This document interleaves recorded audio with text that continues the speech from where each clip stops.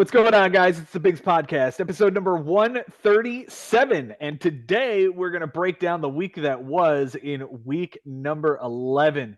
And guess what? We all won. So we're going to break down our own matchups and then maybe one other one later.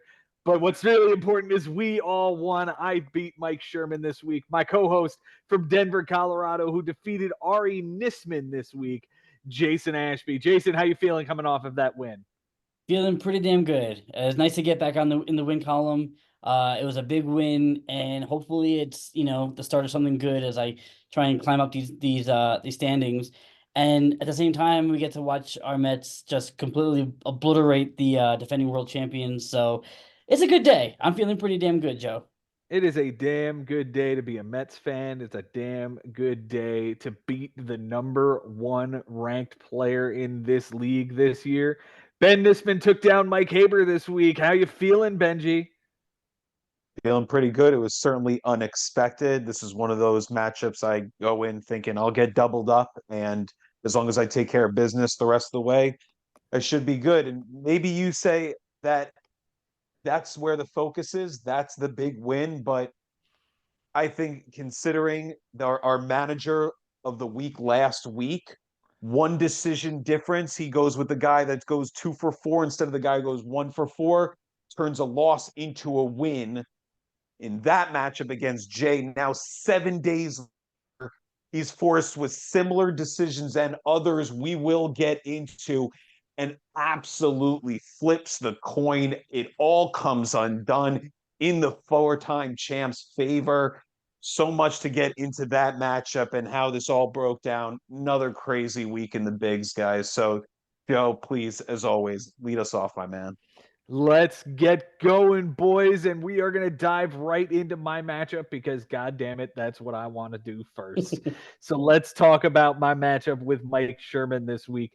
On Sunday, he led all offensive categories except for errors, so I came and I took doubles from him on Sunday. He also led by 2 home runs given up by a pitcher, and I took that category. And on Sunday, he led by 53 ticks on the ERA, and I ended up winning that category as well. Close categories this week: Sherman wins by 2 runs, a triple, a walk by a batter, and 1 win by a pitcher. I win by 3 doubles, 3 saves, 3 home runs given up by a pitcher, 2 walks by a pitcher, and 3 strikeouts by a pitcher. We did not tie in anything. Benjamin, on my bench this week, I went 6 for 36. Oh, is that 188? It is not. It's a 231. Oh, wow. That's pretty bad. Okay. 3 runs, 2 doubles, a homer, 5 RBIs, 5 walks, 13 strikeouts, and an error. Obviously, the 3 runs would have mattered as I lost that by 2. The 5 walks would have mattered as I lost that by 1. Difficult to get those in, but looks like Kowser had a pinch hit home run. Geloff was 2 for 4 on, what is that, Wednesday? That was the day that would have worked. And you also benched Stroman on Sunday, and that his 4 walks would have lost you that category too. So that plays. Pretty easy for me to bench that guy at that point. I was sure. It's one of those. I'm not going to try for the win here. Yeah. To give up possibly 3 categories. No way. Yeah. No way. I used all 10 moves this week. Started off with Enyel De Los Santos, who gave me a relief appearance, dropping Bryce Wilson and Johnny Brito. And then I added Spencer Arrighetti for his start in San Francisco. Benji, we were sitting right here on the couch, and I said, nobody in this Giants lineup scares me. I'm going to start this kid. And you're like, on a Monday. He goes 5 2/3, 3 walks, 6 strikeouts, a 1.59, and a 1.24 whip. Very nice, dropping Sam Hentges. I dropped Arrighetti for Trent Thornton, an inning and 2/3, a win, 2 strikeouts, nothing earned in a relief appearance. And I dropped Danny Colom for Calvin Fauché, an inning and 1/3, a strikeout, and a relief appearance. Dropped Thornton and Enyel De Los Santos for Ryan Fernandez, who gave me an inning, a walk, 3 strikeouts, a 1 whip, and a relief appearance. Austin Adams, who gave me a relief appearance. Griffin Canning, who was not awful in Arizona. It was okay. It was a 6 and a 0.83 whip. Eric Miller gets added for an inning and a relief appearance, dropping Calvin Fauché and Griffin Canning. TJ McFarland gets added for a relief appearance in an inning, dropping Ryan Fernandez and Edward Julian. And finally, Derek Law gets added for an inning and 2/3, a strikeout, an 060 whip, and a relief appearance, dropping Michael Grove. My MVP this week is, of course, who else would it be? But it is Kyle Schwarber, 375 with a 464 on base, 5 runs, 2 doubles, 3 homers, 7 RBIs, 4 walks, and 8 big strikeouts. The least valuable hitter, yeah, it's Jeff McNeil. It's 118 with a 167 this week. 4 runs, though, a double, a walk, and only 2 strikeouts. But yeah, the 118 is killing me. I don't know that I can hang on to him much longer. The Cy Young is Seth Lugo. 13 innings, a win, a loss, 2 walks, 8 strikeouts, a 4.15, and a 123. And the Cy Young is going to be Framber Valdez in his terrible, terrible start, 11.25 and a 2.25 in a loss. For Sherman, in a loss to San Francisco, where nobody in that lineup scares you, and there you go. Right, gets blown to pieces. Right, I picked the wrong guy on the wrong day. Yep. Go figure. For Sherman on his bench this week, Benjamin, he goes 10 for 39. Damn, couldn't make it just one more out just to make my life easier right now. 253. 256. Oh, he's right there. Yeah. 3 runs, 2 doubles, a triple, an RBI, 5 walks, and 9 strikeouts, but none of that plays. Only 2 moves this week. He dropped Danny Jansen and Luis Garcia, the reliever, off of his team. That's it. That's all he did. His MVP this week is Austin Riley. 304 with a 360 on base, 5 runs, a double, 3 homers, 8 RBIs, 2 walks, and 6 strikeouts.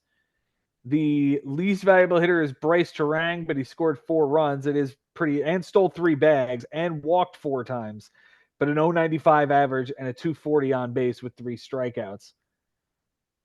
The Cy Young goes to Wheeler's first start of the week because that was really good, but the Cy Young goes to Wheeler's second start of the week, which was absolutely dreadful.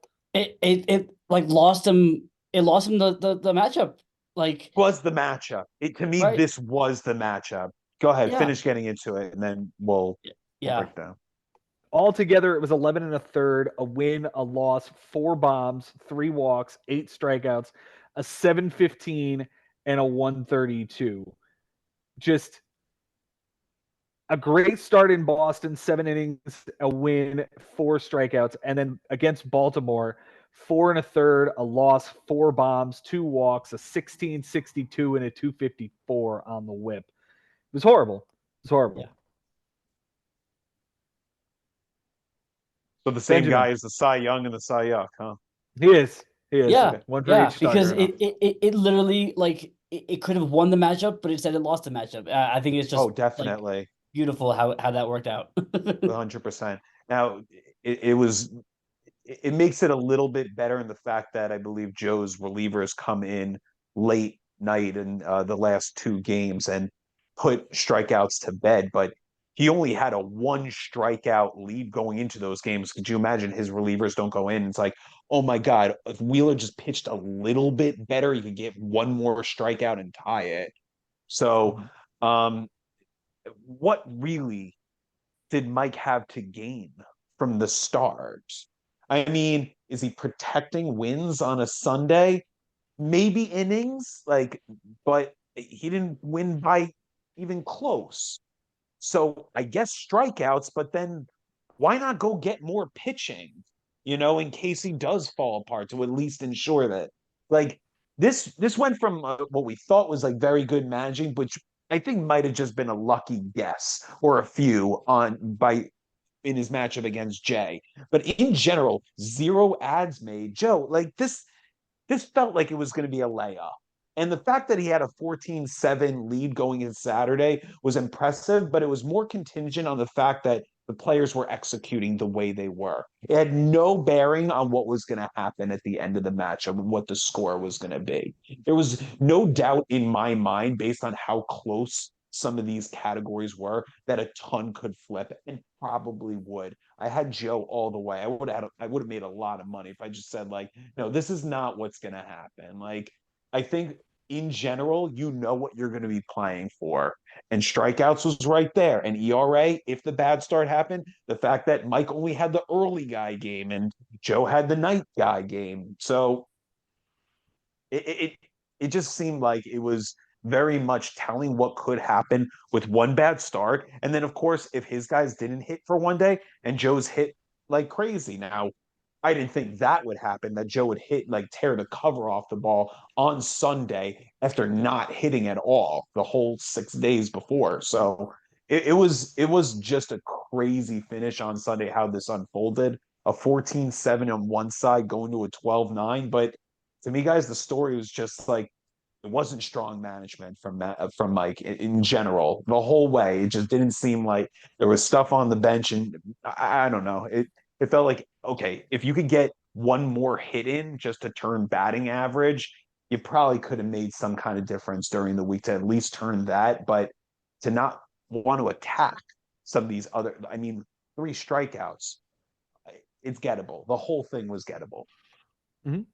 Yeah, I mean, there was a Nolan Jones situation where he was activated off of the IL, but was still sitting on Mike's IL, and I think he got 2 hits. So there's your hits, because we almost tied down to the at bat. 44 for 188 versus 44 for 190. That's how I win batting average and on base percentage. Yeah. It just to me does not make that's absolutely possible, and he could have done that as well. But again, what is he going for with the Wheeler start? What does he have to gain? He could lock up walks, right? Accept losing strikeouts, and then protect ERA and protect whip. So I don't know.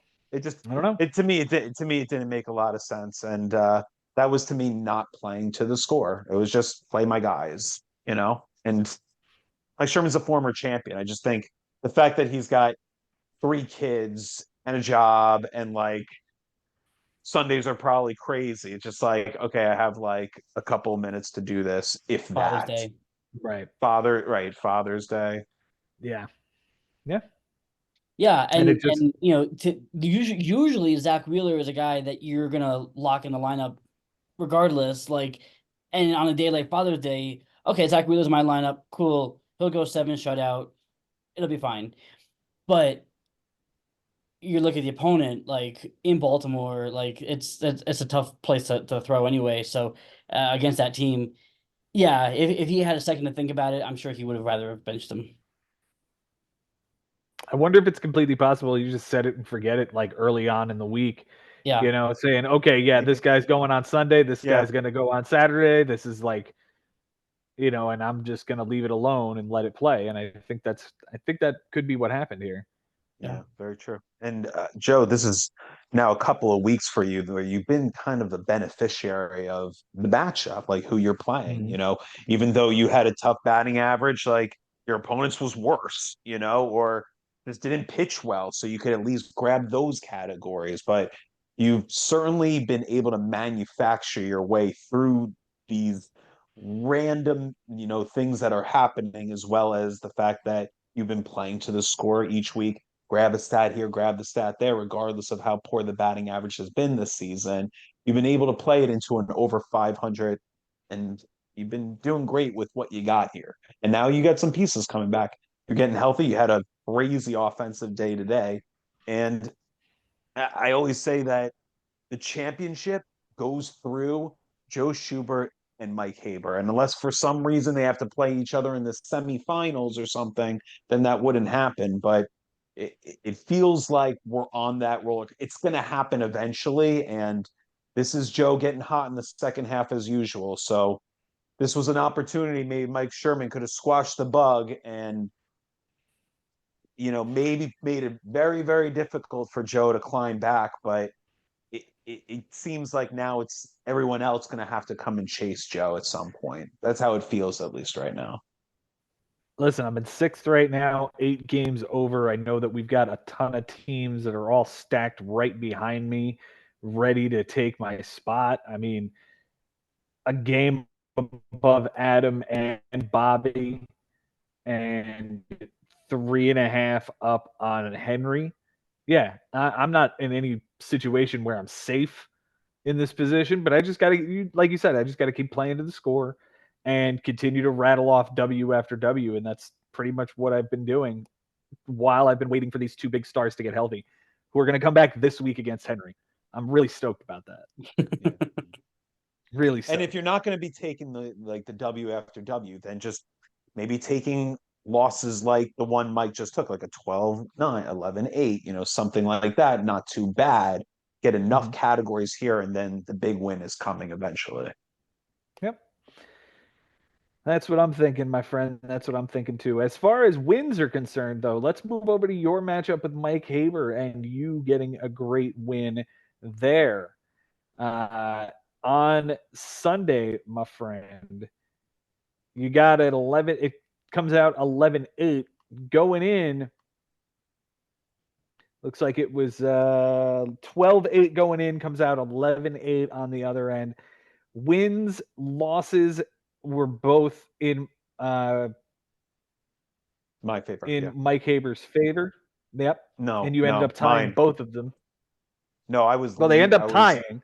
Yeah, they end up tying, but I was leading in both of those. Yeah. And he took them both on Sunday because I took a loss and he got a win. And relief appearances were tied. You were able to squeak that one out to get a W there. So for close categories, we got you winning by a triple, 3 walks by a pitcher, and 3 relief appearances. And the whip. Whip by 6 ticks. 6 ticks. That's pretty safe when you're only looking at one guy on a Sunday, though. I will be honest. Yeah, but one blow up, from a relief pitcher, and that's it. That's it. So, yep. It felt close, and when my pitcher was in the 9th, or I guess it was either the 9th. No, it was the 8th. But the Oakland guy that ended up blowing it, right? And he gave up a couple of hits. He made it even closer. So if that game gets crazy, my next guy gets in. He ends up being terrible. Yep. I had to sweat this thing out. Yeah. Mike wins by the 2 saves, and you guys tied again, and the wins and losses. On your bench this week, Benjamin, you go 6 for 19. Pretty awful, Joe. 322. 316. It's a stone cold 316 on a 619. 5 runs, 2 doubles, 2 homers, 5 RBIs, a steal, 3 walks, and a strikeout. None of it plays. Used all 10 moves this week. Added Drew Smith for a clean relief appearance, dropping TJ McFarland. Added John Brebbia for a bad relief appearance, again, dropping Jose Abreu. Added Joey Wentz for a good relief appearance and dropped John Brebbia. Added Matt Moore, who gave you a win in a relief appearance, dropping Drew Smith. Added Adam Simber, who was awful, dropping John Schreiber. And then he hit the IL, I think. Yeah, I think so. Yeah. Added Mitch Garver over 3 with a walk and 2 strikeouts for Adam Simber. And on Sunday, added Dane Dunning, who was a bluff for Mitch Garver. Added Steven Okert, who did not appear for Joey Wentz. Added Danny Jimenez, who took the loss, gave up a homer, a strikeout, and a relief appearance for Matt Moore. And added Gavin Lux after the bell for Dane Dunning. Your MVP this week, who was it, Benji? Wow, that's a good question. Is it Blackman again or Abrams maybe? We went CJ Abrams this week. 391 with a 481. 5 runs, 3 doubles, a triple, a homer, 5 RBIs, 4 walks, and only 2 strikeouts. Who's the least valuable hitter?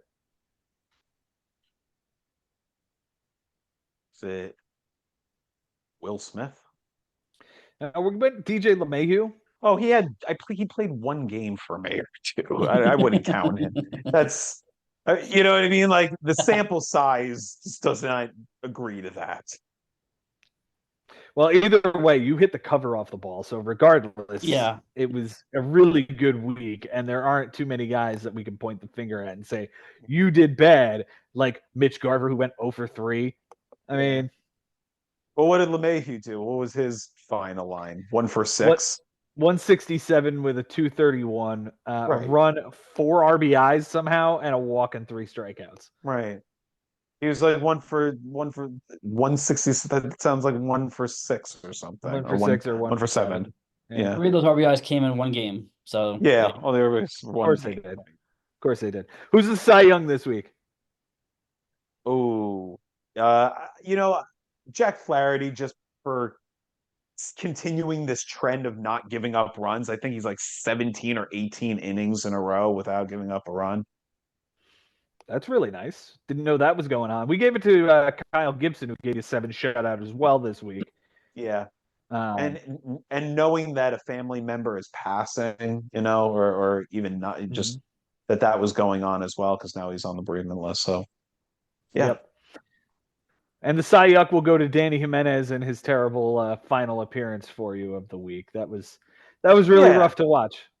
Yeah. I mean, it was like, oh, I win the category. All he's got to do is not do something terrible. And instead, from 12-8, it becomes 11-8, which was what I kind of expected. But like, if you're winning by that much in offensive categories going to Sunday, I would have been pretty devastated if I did not complete at least a W, even if it was close. Like, to not be able to just capitalize on what was there offensively, that would have been a heartbreaker if just the pitching unraveled. Mm-hmm. Mm-hmm.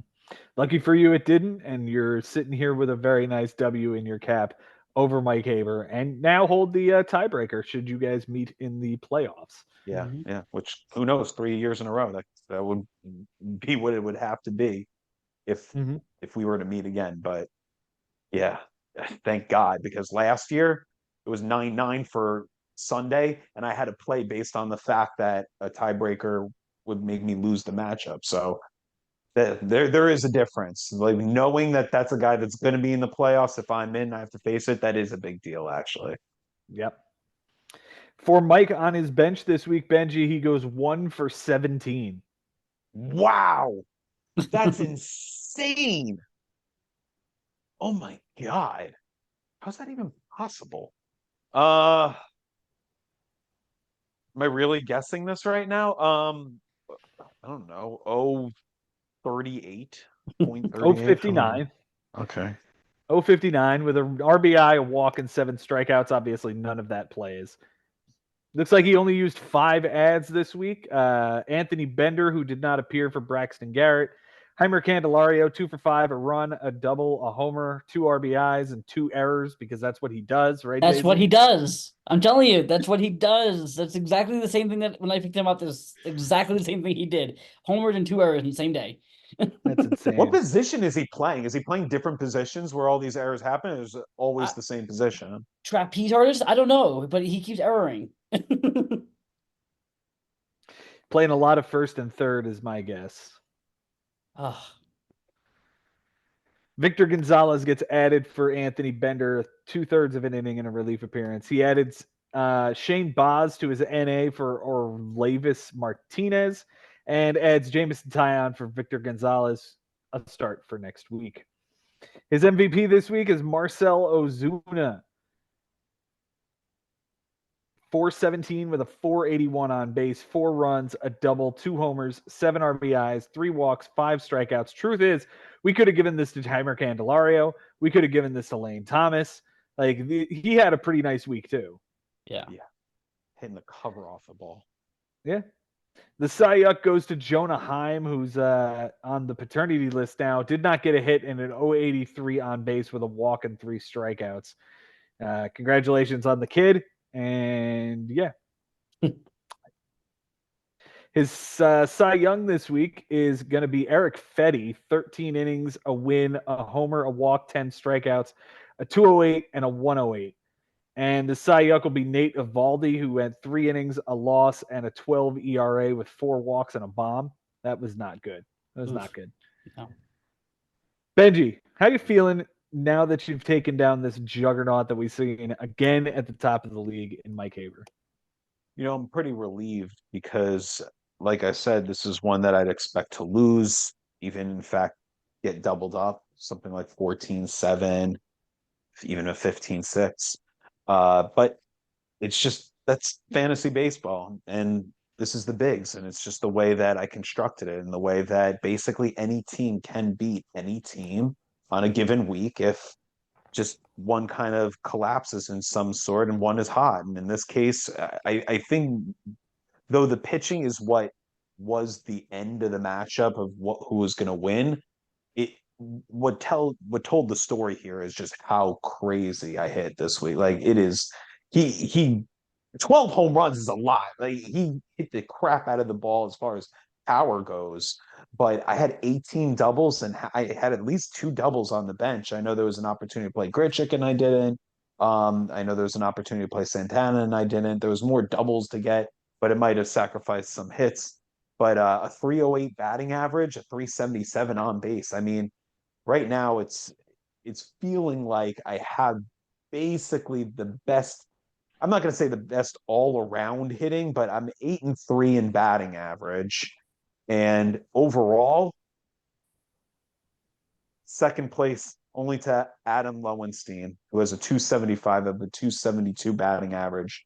On base percentage, there are two in front of me with a 345. It's Bobby Russo and Adam Lowenstein. I have the 343 on base percentage. So this is how I built it, to try to win strikeouts often, to win average and on base, to win walks. It all worked out this time, and the pitching it became fortunate. It kind of sucks because I had a 279 ERA, 5 wins. Like I would have beaten y'all like by a lot this week. Like everybody, Yeah. everybody, you know. But no, Mike Haber, 5 wins also, a 264 ERA, 65 strikeouts over 58 innings. That's a really awesome strikeout to inning ratio. Yeah, it is. And I give him just a lot of credit because there was opportunities where things could have gone. There was a Miami pitcher that almost came unraveled to the Mets, but of course the Mets couldn't capitalize and put it over the edge. If it wasn't Bender, it was a different Miami pitcher that a reliever that almost got completely tattooed, but like somehow got out of trouble. And I was like, really? Of course that happened. And that might have been the difference. There were decisions I made, like picking up Brebbia earlier for that relief appearance.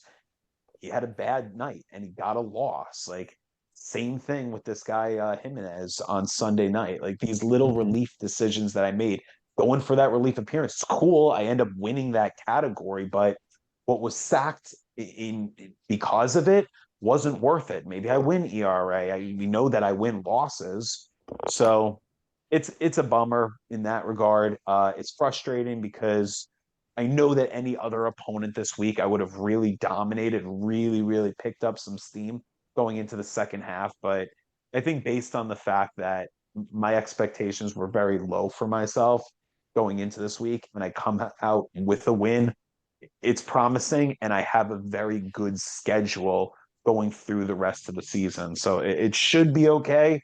I feel like this team should be a playoff team based on the names and how much Soto can carry me in 1 week.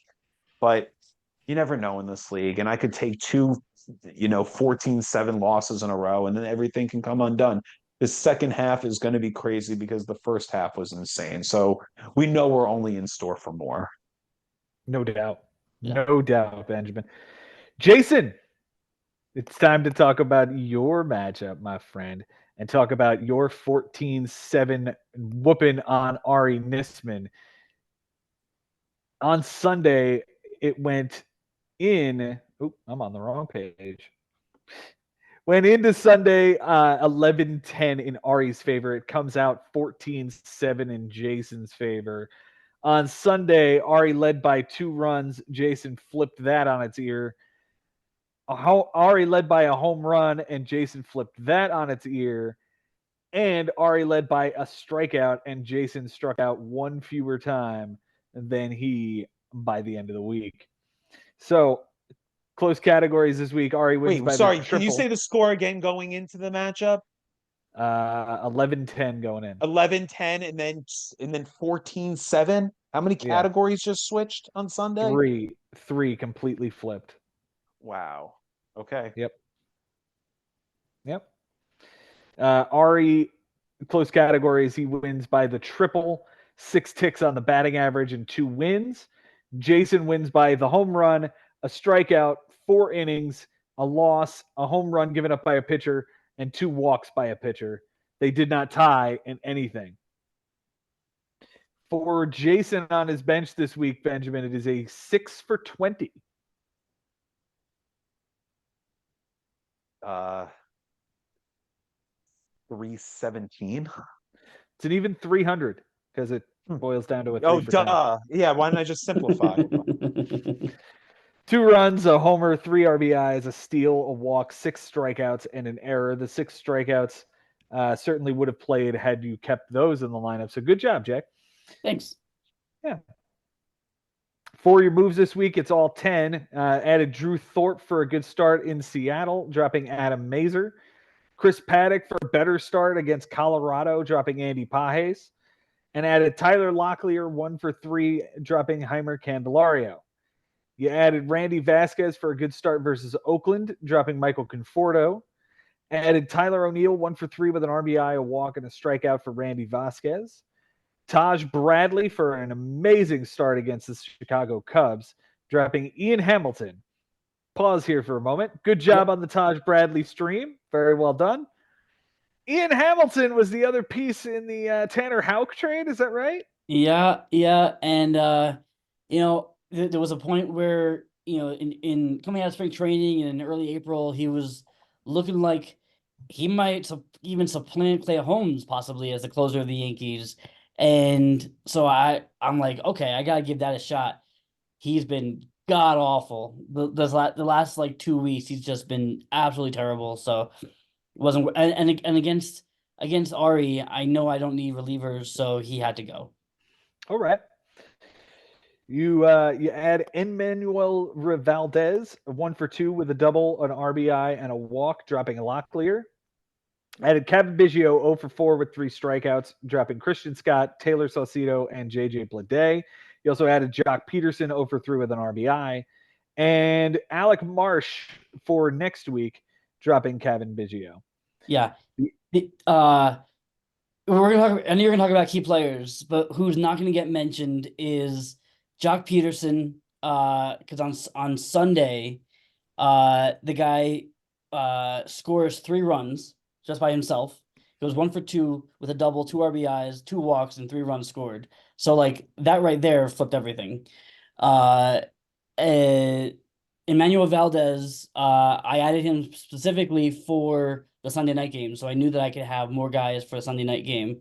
And what did he do? He went 1 for 3 with a run and a walk. Like Sunday worked exactly as I wanted it to. For the first time in probably like 20 years. Well, it worked out perfectly for you. You get the 3 categories back. The MVP this week is Royce Lewis. Welcome back to the lineup. 417 with a 481. 9 runs, a double, 4 bombs, 7 RBIs, 3 walks, a strikeout, and an error. The least valuable hitter is Tyler Stevenson, 091 with a 333, 3 walks, and 2 strikeouts. The Cy Young is Taj Bradley. The Cy Young is Ian Hamilton. We talked about both of those guys. Benji, on Ari's bench this week. Dun, dun, dun. I'm not even going to try to simplify, so, don't give me a 6 for 20.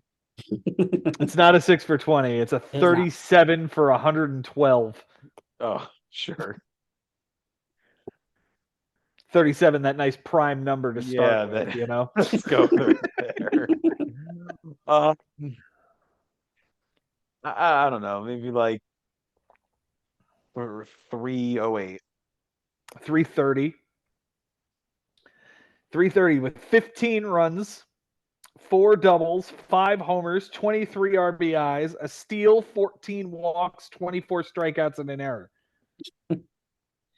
The 15 runs would have played. The 5 homers would have played. I have to say, and obviously this isn't the first time I played Ari, and this isn't the first time I played Ari with the strategy that he's been running with for the last couple of years, with building a huge bench and no bullpen. But I will say it definitely is a bit of a mind fuck sometimes, like because it's totally different from what anybody else in this league does. It kind of messes with you a little bit. It's just beatable though. That's the thing. Like at the end Yeah, of the week, Yeah. all of the stats are going to shake out, and it's going to be on your side. yeah, Right. absolutely. But like you just look at it going, wait, what's happening here? I don't know. It just was so it's so counter to what you're used to from just about every other manager in this league that it's just like it's you gotta sit there for a second going, wait, what do I have to do here? Mm-hmm. His MVP this week is Giancarlo Stanton. That's right, I said it. It's Giancarlo Stanton.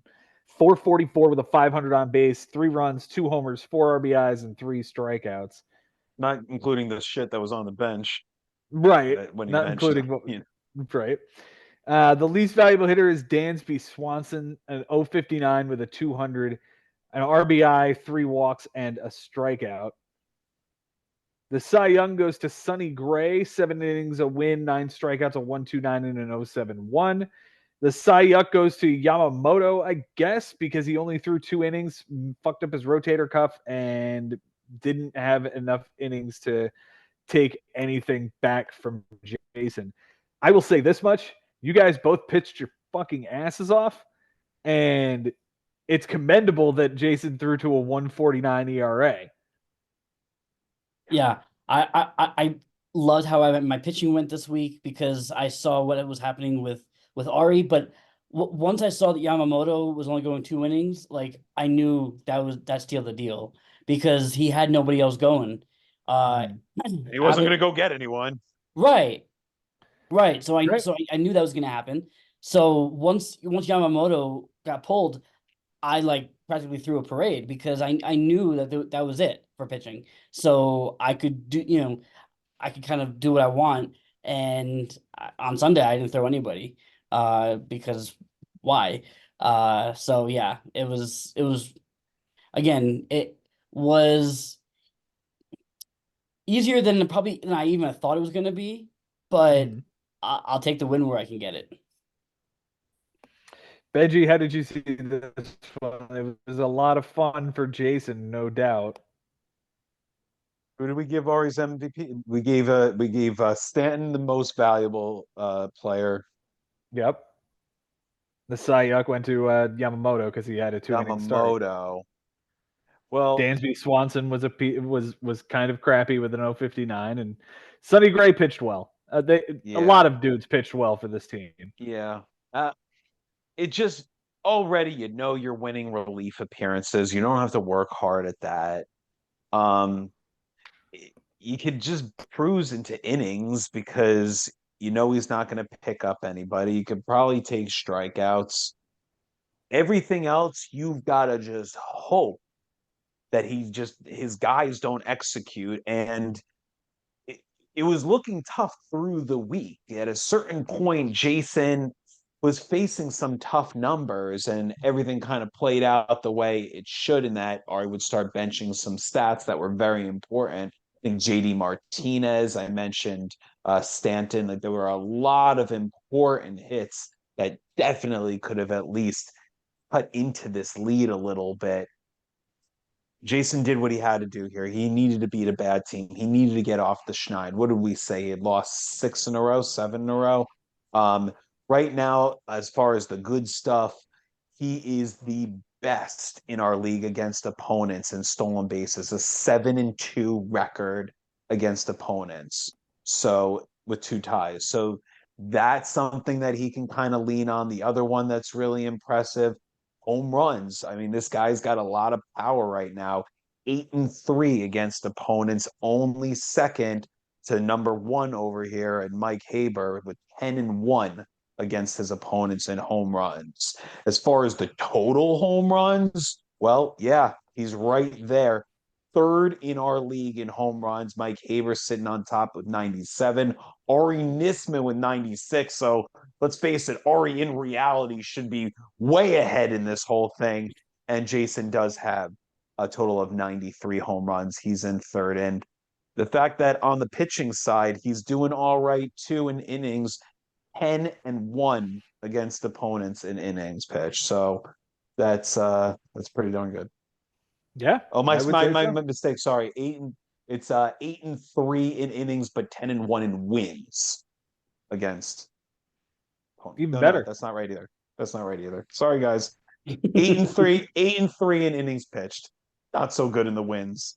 Yeah, in general, it's just not that great as far as on the pitching side, and average has been bad, even though the power has been there. It's like, and it's really just home runs. He's really not leading in any of the RBI categories in the runs. It's really just the home runs, the steals, and he's been good where we expect is that he usually outpitches guys in innings. So, yeah, there's some good things to look at here with Jason's team, and with a whole second half to go, he to me is not out of this. Like we know Ari is cooked, and we know he has been for a few weeks. But Jason with one more run in him, like there's no reason to panic because this was a win he needed to have, and he did needed to do with a double up in 14-7 here. Good job, Jason. Yeah, thank you. And yeah, I'm feeling like things are working right. Like I feel like I'm making the right moves, the right ads, the right lineup moves for the most part. Just in the past, I've been running into some really strong teams, and that's why I lost 6 in a row coming into this. So the fact that I stayed with that and finally it paid off, yeah, it feels good. Good. Good. And we are very proud of that win, getting off that schneid, getting yourself back on the right side and moving in the right direction. I want to see a second half run out of Jason here. I'd really like to see you crash the party here late and make things interesting in the standings. That would be a lot So of would fun. Yeah, I. and So would I. yeah, and I think you got the guys to do it. Mhm. It's it's really just going to be a matchup thing with all of us playing against each other as well. It's going to be a challenge. You kind of need to. It needs to be a solid run, but Yeah. you can afford some losses through the way because of all the other teams playing each other. But yeah, pretty soon, like this needs to be the beginning of a major run right here, but it's absolutely possible. Because all you got to do really is look at how many games am I out of sixth place. Right. Right now, it's 17 for Jason. 17, that could be made up in 4 matchups, even less potentially. So when you Mhm. that, it's really not that bad for a lot of managers. Well, let's move to two managers that Jason will have to jump over in order to make this happen. It's Bobby Russo taking on Adam Lowenstein. And Adam gets the 11-7 win this week. On Sunday, it was 14-5 in Adam's favor coming into this. So Bobby makes some lemonade here as stolen bases were tied. Adam took that. Adam had a 2/3 of an inning pitched advantage. Bobby took that. 2 wins. Bobby tied up that from Adam. Adam had a loss advantage and he took a loss to tie that category. 3 walk advantage by Adam. He flipped that in the wrong direction. And Adam had a 2 strikeout advantage, and Bobby took that as Jeez, well. Yep, that's how many is that? that's 5 on the pitching side that changed in Bobby's favor. Yep, I either to Bobby's favor or a tie in that category. Either yeah, way, yeah. Yeah, it's huge. either way, it's just something that's been happening to Adam every weekend. You finally thought like he could really, and it's just this is another one. I mean, I was looking forward. I'm sorry, Bye, but I was kind of looking forward to him taking like a big loss because there might not be that many. Bobby has been nasty this year, and it's just like, man, on Sunday, yeah, you're right. He just found a way here to make a really nice. It would have been a rough loss. Instead, it makes it look like a good loss. Yeah, really good lemonade out of lemons kind of situation here. Adam for the close categories wins by a steal. I'm sorry, a triple and 2 steals. Bobby wins by 4 strikeouts by a batter, 5 strikeouts by a pitcher, and 3 walks by a pitcher. They tied in wins, losses, and saves.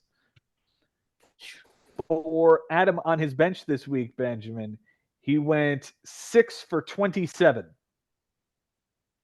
Jeez, man. 258. 222. Wow, guys, I'm off tonight. You are That's off this bad. evening, sir. That's all right. Wow. That's all right. That's We all all, right. we all get one. We all, yeah. 3 runs, 2 doubles, 4 RBIs, a steal, a walk, and 3 strikeouts. None of that plays, but he did bench this Ronel Blanco start that happened on Sunday. And that was 7, what was that, 7 shutout? 7 no-hit innings. Oh, okay. Yeah. Yeah, that sounds like something you would want in your lineup. And I think there was like 8 strikeouts and the win. So like that I think he would have gotten wins and strikeouts if he had started Blanco. Yeah. 8 strikeouts, a win, 3 walks, nothing earned. The 8 strikeouts would have played, and that would have won him the category. It was an oversight, and I guess you're trying to protect ERA. And I think after the day you had, where you took a couple of losses anyway. I think that there were talks of them pushing Blanco to give him an extra day, and like at last minute on Sunday morning they decided not to do that and to start him on regular rest. Wow. So again, it may have been a Father's Day thing, like Zach Wheeler with Sherman, So that could have been it. I don't know. I guess that's possible. He only made 3 moves this week. He added Jordan Wicks for a 1 2/3 innings appearance, and then left with an oblique injury, dropping Frankie Montas. He adds DJ Hers, 6 innings, a win, 13 strikeouts, an 0-1-7 whip against Miami. What? Yeah. Huge. That was a this? major stream where he's like, I'm taking this gamble, right? And he does it on a Saturday, and that deal for a win. So yeah, there was some missteps here by Adam, but that's one that you could look at and just be like, that was a big play to just seal up a win, no matter what after that. Enormous. Absolutely enormous. 13 strikeout performance from this kid. Yeah. And he added Mike Baumann, who did not appear, dropping Garrett Clevenger. His MVP this week is going to be Riley Green. 333 with a 357 on base, 5 runs, a triple, 3 homers, 11 RBIs, a walk, 8 strikeouts, and an error. The least valuable hitter is Kevin Pillar, a 143 with a 143, a double, 2 RBIs, a strikeout, and an error. The Cy Young is DJ Hers. We talked about him. And the Cy Yuck is going to be Garrett Clevenger, who had a 27 ERA and a 420 dab on him, a whip across 3 relief appearances. It was ugly. Yeah. It was ugly for that guy. And it was a guy who was considering benching as well. Oh, that sucks. Yeah. For Bobby on his bench this week, Benjamin, he goes 4 for 14. If only I knew what 2 for 7 was, because I was at least able to break that down. 327. I don't know. It's close. 357. No, it's not. With a walk, a walk and 2 strikeouts. None of that plays. It looks like he used all 10 as well this week. Perhaps 1, 2, 3, 4, 5, 6, 7, 8. Yeah. Yep, all 10. Wow. He drops Gregory Soto for Jake McCarthy, 0 for 3 with a strikeout. Dropped Matthew Liberatore. He drops Randy Rodriguez for Joe Adell, 0 for 3 with 2 strikeouts. He drops Joe Adell for Andrew Heaney, 4 2/3, a loss, a bomb, 3 walks, 4 strikeouts, a 5.79 and a 1.93 against Seattle. He drops Jake McCarthy for Mike Soroka, 3 2/3, a bomb, a walk, a 2.45 and an 0.55 in a relief appearance. He then adds John Brebbia for a clean relief appearance, dropping Andrew Heaney. Adds Will Benson 0 for 2 with 2 strikeouts, dropping Connor Wong. Adds Brent Suter for a clean relief appearance, dropping Michael Soroka. And adds Mitchell Parker, 6 innings, a win, of 4 strikeouts, a 150 and a 1 in Miami, dropping John Brebbia. And finishes it off with Jared Schuster for a clean relief appearance, dropping Brent Suter. He used 9, not 10. 9. MVP this week goes to Stephen Kwan, 591 with a 609 on base percentage. 2 runs, 3 doubles, 3 RBIs, and a walk, but holy shit, a .591 batting average. He was getting on base 61% of the time. He had one game where he had 1 hit. The other games of the week, he had multiple hits. That's insane. Yeah. That's insane. Vlad Guerrero is the least valuable hitter, a 190 with a 261, a run, 2 walks, and 4 strikeouts. The Cy Young goes to Michael King. 5 innings, 2 walks, 12 strikeouts, a 360, and a 120. And the Cy Young goes to Andrew Heaney, whom we talked about. Benjamin, what'd you see here, my friend? Well, I saw that lead get away for sure. And that's a big part of this because it seems to continue to happen to Adam this whole season. I feel like he could have at least collected 4 or 5 more stats and been in a better spot. He's put himself in the running here. It's a dangerous manager still, even though not a very aggressive manager through the first 11 weeks and even last year as well. Just he doesn't make a lot of ads, whereas Bobby, who used to be a guy that maybe uses 6 or 7 out of the 12. He's been consistently using 10. Different types of offenses. So one thing is that Adam is a doubles monster. He's 8-1 with 2 ties against opponents, right? And then as far as overall doubles, he leads the way. 147 doubles. He leads Mike Haber there. But in the walks category, it's Bobby. 274 walks already, and second place is 267. So it's interesting. These teams are built kind of differently in their styles, and it's obviously I would say that between these two teams, I expect Bobby's to go further because of the aggressive play. But if a couple of those guys he leans on gets cold, I mean, he's dealing with Kyle Tucker now, which is tough for him. But yeah, obviously 2 very good managers, very different manager styles. The teams are different, and it was important for the rest of the league. At least for me, I was like, good. Adam kind of slowed down Bobby at least a little bit because he was knocking off everybody for a little bit, and then all of a sudden, like Adam, it was looking good, like it was going to be a pretty significant win, and Bobby did what Bobby does, which is on Sunday find a way to get any stats that he can get just to make it a little bit closer. He more than anybody else. Now, he has the 2 times that he was in the playoffs, he was the 6th seed. He did it in 2019 by just the stat over Jimmy and Chris Levy at the time.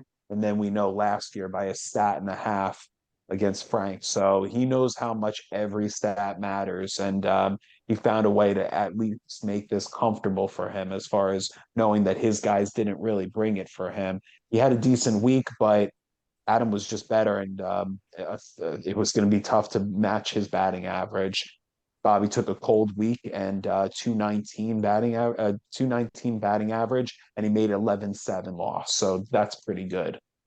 Yeah, as lemonade as you can possibly make it when you're going in 14-5, getting your butt whooped, and you're coming out smelling a little bit like a rose on a Sunday, getting all of the stats you possibly can, tying up wins, losses on the final day. And it's funny you mentioned how different their offenses are and their styles are.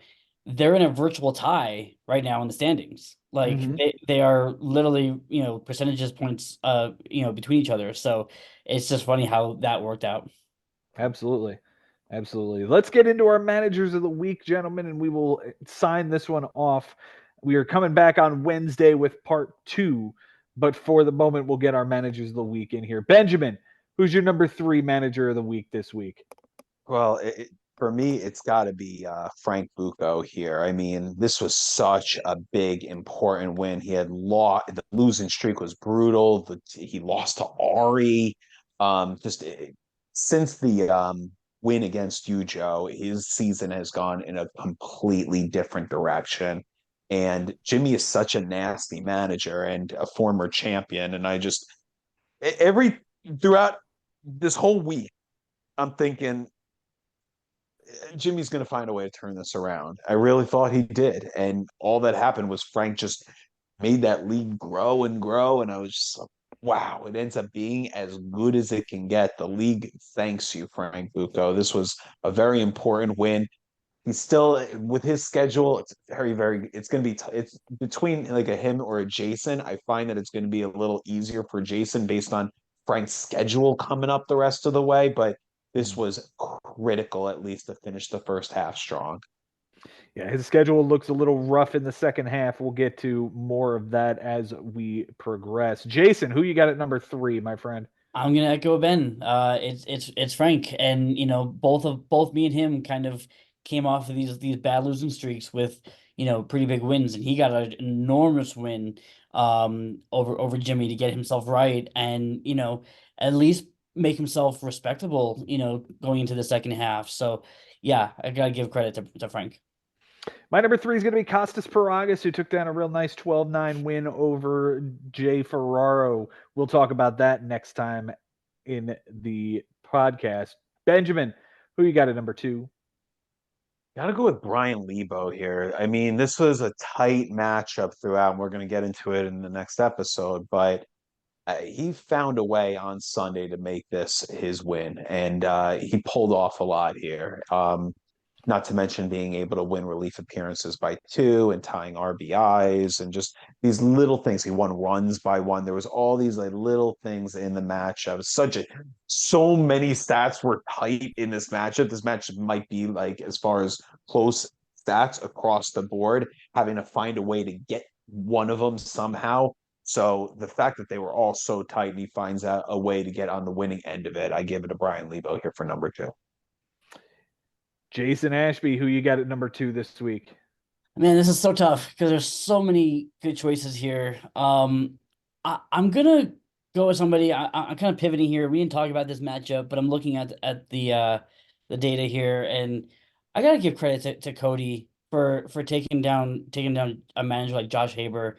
It was a close matchup. Also, a lot of close categories between the two of them, and you'll get into it in the second show. But to take him down, and I know it's still early, but he is stamping his way into the playoffs. So I have to give a hat off to Cody. Congratulations, Cody. He's not going to make my top 3, although I do admit that it was a pretty tight matchup there, and one we will dive into next time. My number 2 is going to be Frank Bucco, just for the same reason you guys did just talk about, a 17-2 butt whooping over a former champion. It's going to get you on this list more times than not, so congratulations to Frank for that butt whooping. Number 1, Benjamin Nisman. Who is it? It's unfortunate I couldn't get Cody on this list either because he's been playing great, and I don't know if he's stamping that playoff spot with a whole second half to go and so many hungry managers. I mean, so much can still happen, but he definitely has the group, the roster that can do it, who's been dominating in a lot of categories.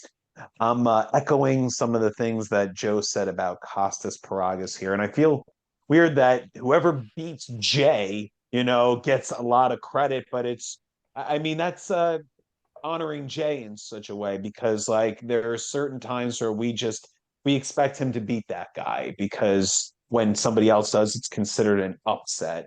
Well, it's more than just that. I mean, we talked about some of the reasons with Mike Sherman, so I want to get into a little bit of why I'm picking Costas here, and we're going to get more into it on the other show, but Jay pitched to a .54 ERA in almost 50 innings. In 49.2 innings, he pitched to a .54 ERA and a .87 whip and still didn't win the matchup. Not only lost, but lost by 3. Costas didn't win like every single hitting category. He won a few. He found a way to grab innings and wins here and strikeouts, of course, but he beat him in saves by 1, and he even beat Jay Ferraro in relief appearances because Jay had to be careful with his pitching. So just the way that he played to the score and figured out a way to get a win, regardless of those stats that Jay put up, it was no question that he was number 1. Congratulations, Costas. You had a great run. We will see you on the next show. We'll be talking about this one. Jason Ashby, who do you have at number 1? I'm gonna give give a credit to our co-host and our commissioner. Ben, you took down the Thank number one you. team in the league, and it being Mike Haber on top of that is not an easy feat. So I have to give credit for that. So Thanks. Mazel tov. Thank you. And if I just throw in one thing is I am playing with 25 guys right now, an extra clogged roster spot in the IL, and still managed to do that. Yeah. So I felt pretty good about it also because I've been for the last three against Frank, against you, and now against Mike. I've been playing with a one man down and just trying to find a way. So I feel good about that and the management that I've had to do around it. Well, that is why, sir, you are also my number one manager this week. Thank Congratulations on you. a big win over Mike Haber Thanks, and a guys. snub in the last couple of weeks when you were winning some matchups that I think you deserved some recognition and didn't get it in the top three. So, Fair. Thank you very much. Thanks for saying that. anytime, my friend, I appreciate you being here with us and appreciate you doing this show. We're going to be back on Wednesday, you and I, at the bare minimum. Jason, you're going to have yourself a nice little. Am I wrong in saying that you just had a birthday? It is tomorrow, actually. Okay. Well, Big congratulations. Big 4-0. 40 years Wow. on this planet. What are we Yeah. doing for the Wow. 40th birthday, my friend? Nothing big, nothing big. Just gonna have some family over and hopefully watch the Mets repeat this monster game Oh, there. nice. That would be Perfect. great. That would be Yeah. great. Yeah. Jason, thanks so much for being here, dude. Absolutely. It's always an honor, always a thrill. And guys, one half down, one half to go. Like this is gonna be just an amazing, amazing second half. I can't wait to see what happens. No doubt. Halfway home, Benji. Thanks for being here, Yeah, dude. absolutely. It's been an exciting first half. I know we're in store for more. And happy birthday to Jason. And it's always a pleasure doing this with you guys. Us breaking down baseball, us breaking down the league.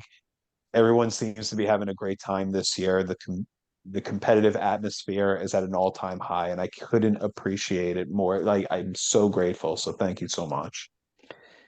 Thank you guys all for watching and listening and being a part of this great league because we wouldn't have anything to talk about if it wasn't for you guys. So until next time, guys, it's been real, it's been fun, and it is always real fun in the bigs. We'll see you next time.